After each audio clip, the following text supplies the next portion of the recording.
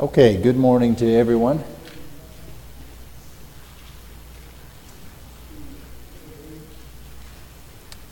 All right. Yes, sir. Okay. These here. Here we go. All right. So we've got lesson sheets or question sheets that cover 6 and 7, which we've already answered, and 8 and 9. Okay?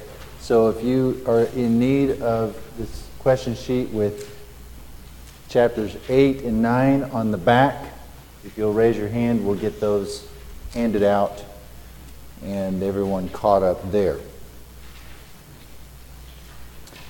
I think if I don't do this now, I'll forget, but there has also been an opportunity to catch the next question sheets, which are 10 through 14. And if there's anyone that has not gotten that, which would include myself, then you also have a sheet here available for chapters 10, 11, 12, 13, and 14. So raise your hand for that. We'll get those as well and be fairly well caught up. Thank you for the help with that.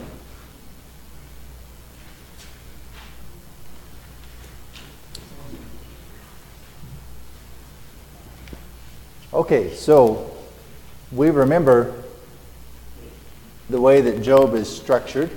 First two chapters are a narrative describing some of the events behind the scene and discussions and conversations between God and Satan about Job, and God describing him as blameless, above reproach, and that there is none like him in all the world.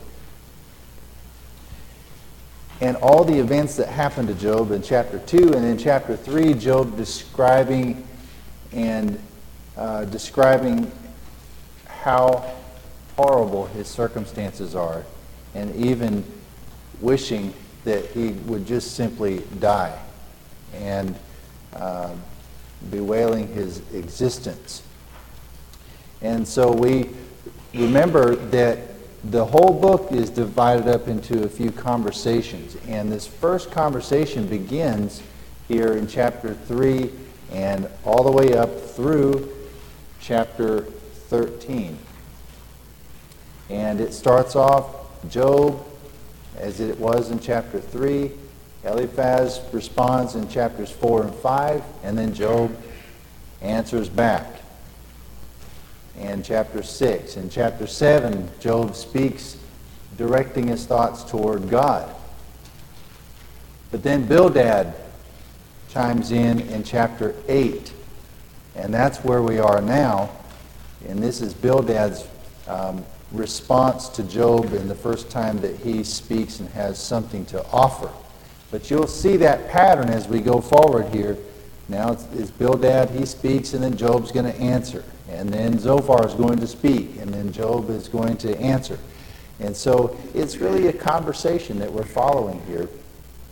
And we see this first back and forth conversation between these four. All right, so chapter 8. Bildad the Shuhite answers Job after he finishes speaking.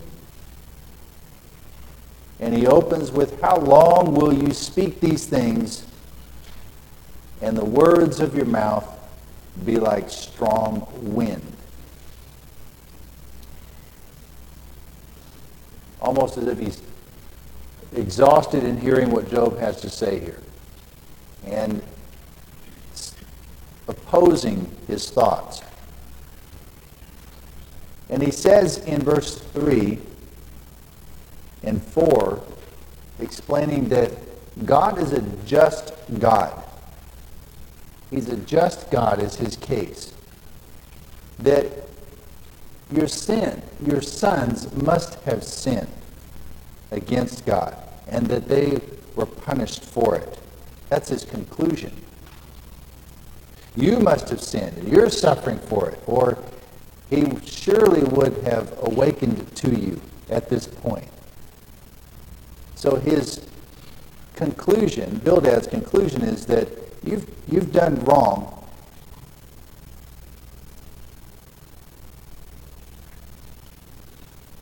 And these things happen because God is just. He looks and says in verse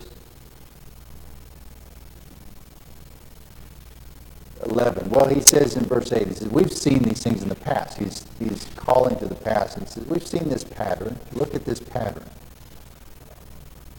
In verse 11, he uses somewhat of a metaphor here, and he asks these questions. Can the papyrus grow up without a marsh? Can the reeds flourish without water? So that's the question he's asking. Well, the answer, obviously, would be no. These plants cannot survive without water. But then an interesting observation, verse 12, while it is yet green and not cut down, it withers before any other plant.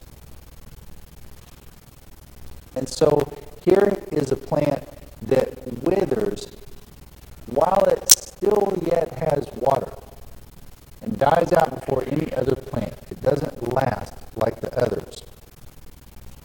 And now he draws the similarity. So are the paths of all who forget God. And the hope of the hypocrite shall perish. And that's the comparison, is that the one who forgets God, the hypocrite, will not last all the way through. You abandon the source of nourishment prematurely. Furthermore, as we read on, he uses another analogy of the spider web and then of a tree. Verse 14 says of this person, the one who forgets God, the one who is a hypocrite, that his confidence will be cut off.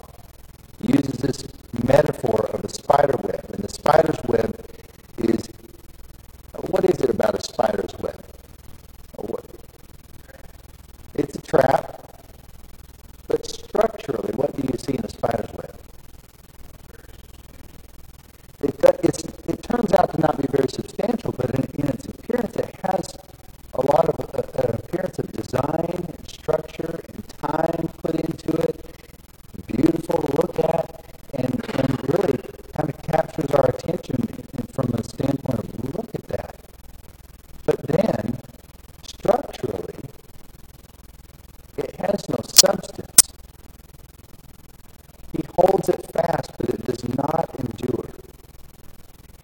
Verse 15 at the beginning, he leans on his house, but it does not stand. It doesn't support very much, but it has the appearance. And then also he uses the analogy of a tree. And what kind of soil is it growing in? It turns out it's growing in a rocky soil. And it's trying to put its roots down. And it grows in the sun, branches spread out in the garden, the roots wrap around the rock heap, looking for a place in the stones. And so it has the appearance of everything being strong and healthy. The roots are looking for ground and soil, can't find any, and the tree is destroyed and removed, and look what's left behind. There's no evidence of it ever even being there. There's no substance. It doesn't have its root. It doesn't have its grounding.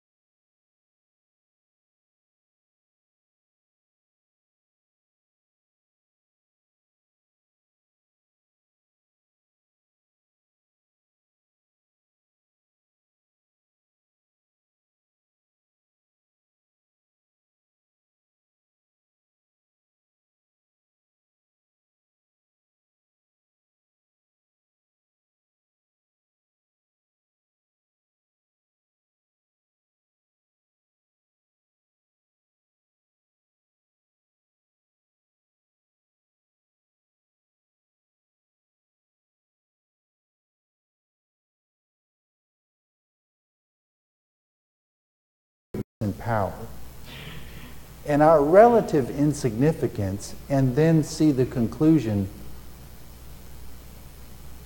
how amazing it is that God would visit his care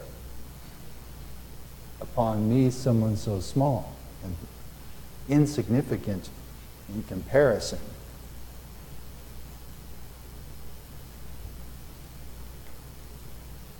But throughout this, he will often say that he wants an answer. He wants an explanation for all that's happening, and calls out to God with questions of why. Why is this happening? And it's okay to ask why. Job will later get an answer. But again, it will end up being a recognition of God's greatness and his smallness. And very humbling. So look at verse 15. Going along with this, Job says, "For though I were righteous, I could not answer him." I mean, he's asking why. But then he says, if he answered me, I couldn't answer him. I would beg mercy of my judge. So even though he knows he's blameless in this, and these things don't make sense, that even if God came before him and he had an opportunity to answer, he would just beg mercy.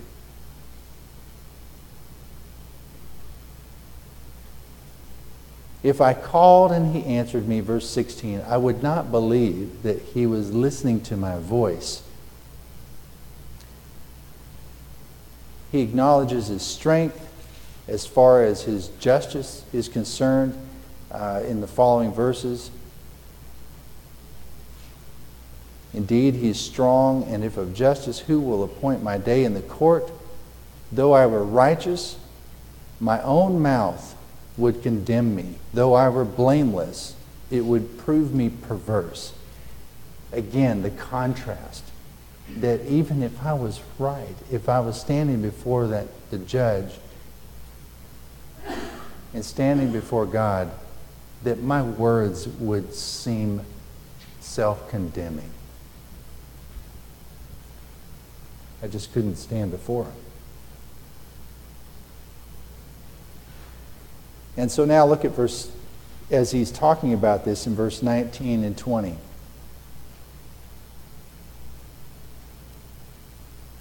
Though I were righteous, my own mouth would condemn me. Though I were blameless, it would prove me perverse.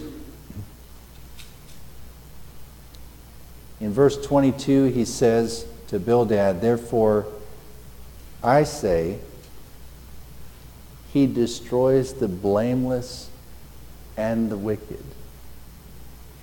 And so this is really in response to what Bildad is saying, that when Bildad made that comment that God upholds the righteous, he doesn't abandon them, he destroys the wicked, goes against them.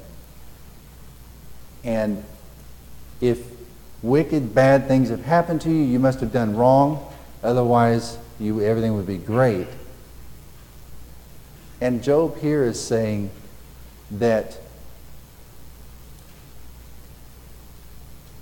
destruction can come to the blameless and the wicked alike. Bad things can happen to good people. And so it doesn't stand completely in every circumstance. And so you see there's a truth, but then there's a misapplication. Now finally, in further description of God's greatness and man's relative smallness, he explains in verse 32 that God is not a man as I am, that I may answer him, and that we should go to court together. And he explains, there's not a mediator. Nor is there any mediator between us who may lay his hand on us both, with God and Job, and no one to go between and to allow this communication.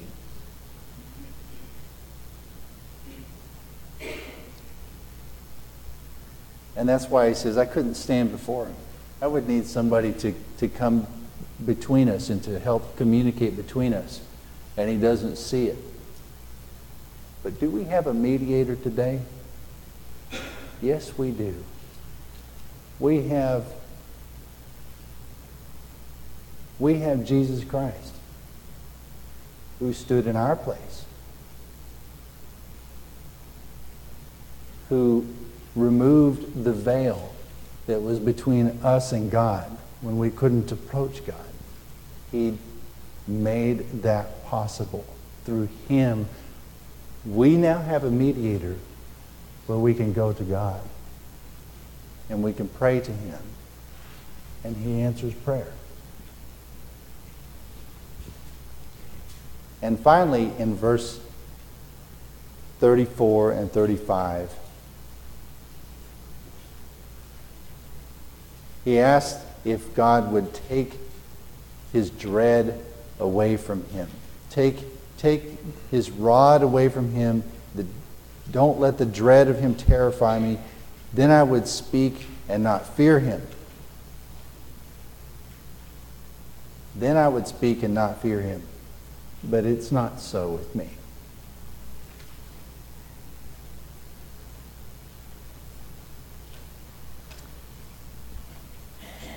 Now, Job continues, chapter 10. He's still talking to Bildad.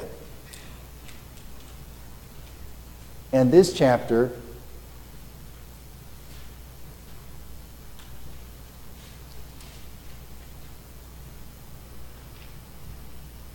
again, even as Job acknowledges God's greatness,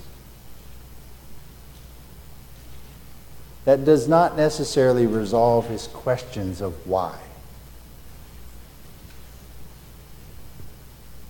And I think he's got the right perspective in terms of, and we ought to the same, to keep in mind our insignificance in terms of God. It will help us remain humble. But you still have questions. There's still things that happen that we don't understand the reasons why.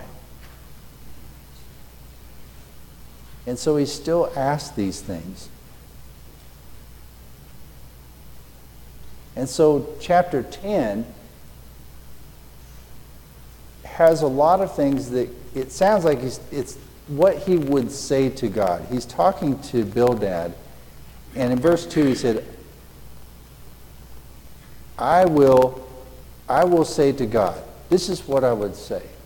And the rest of the chapter is things that he would say to God if he had that chance. It's very similar to chapter 7 when Job addresses God and asks questions. And so we get several questions similar in this chapter of 10.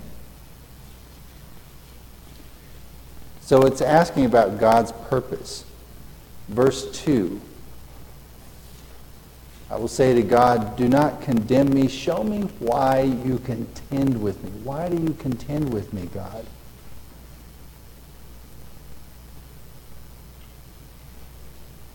You look down at verse 8. Your hands have made me and fashioned me in intricate unity. Yet you would destroy me. Even after building and creating me, yet at the same time you would destroy me. You've made me like clay, verse 9. And will you turn me into dust again? Did you not pour me out like milk and curdle me like cheese, clothe me with skin and flesh, and knit me together with bones and sinews? Verse 12, you've granted me life,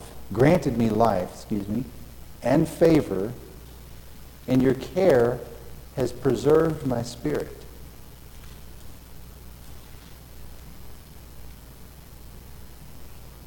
and these things you have hidden in your heart. I know that this was with you. So that question of if you designed and created me, made me, but then to put me through this, why? I don't get it.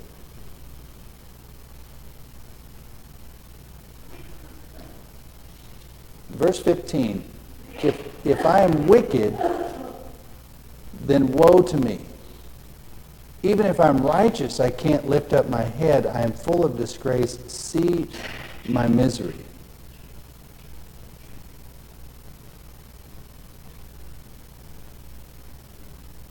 So his questions continue, and the rest of the chapter is much like we got in chapter 3. Do you remember when Job even opens his comments, and he's very talking about his very existence and how miserable this is, and that he would just rather die. Well, the rest of this chapter is much like that. Why then have you brought me out of the womb? Oh, that I had perished, and no eye had seen me. Then it would be like I had never existed. I'm carried away from the womb to the grave. And finally he says, are not my days few? Cease. Leave me alone, that I may take a little comfort.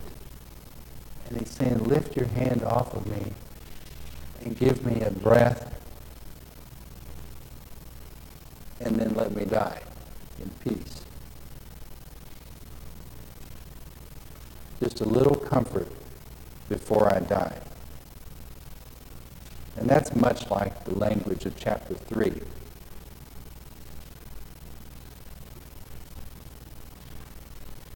Comments? Questions?